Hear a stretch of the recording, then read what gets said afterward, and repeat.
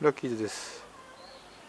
久しぶりに、53シーボレーの3100出張できました。オーナーがしばらく1年ぐらいいないというので、エンジンだけとりあえずかけるようにしてくれということで、そこまでやって帰りたいと思います。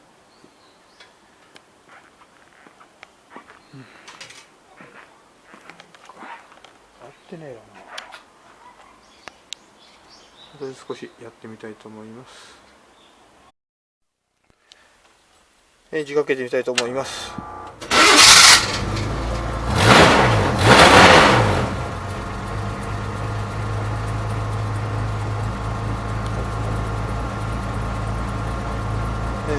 あれバカにされたな。何回か回してやっぱかかりました。はい、エアサスの方も今コンプレッサー回して少し上げました。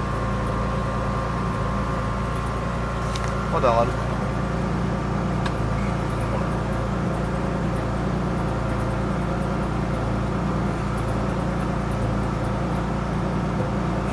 な。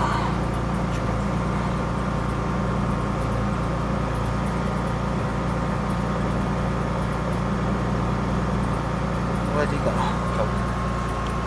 なんかバカにボケちゃうな。とりあえず3100エンジンかかったので、ちょっとジャッキとか外したいと思います。はい、とりあえずエンジンだけかかるようにしました。今かかっております。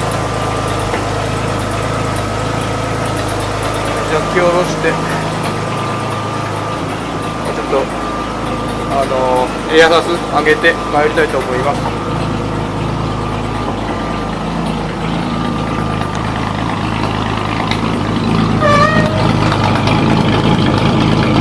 回ってると思う。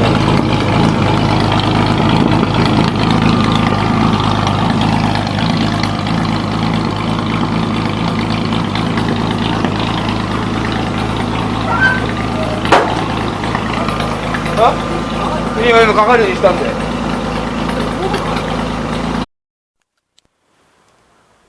エンジンかかったので、エアタンクいっぱいにして、エアサスは、一応上げて帰ります。はい、今ならだけね、着地はしてないので、ジャッキ入るんですが、エア漏れするんで着地しちゃうと思います。一応ブロックだけ、リアガーだけねかけときます。少ないな。もうジャッキ類は全部外しました。と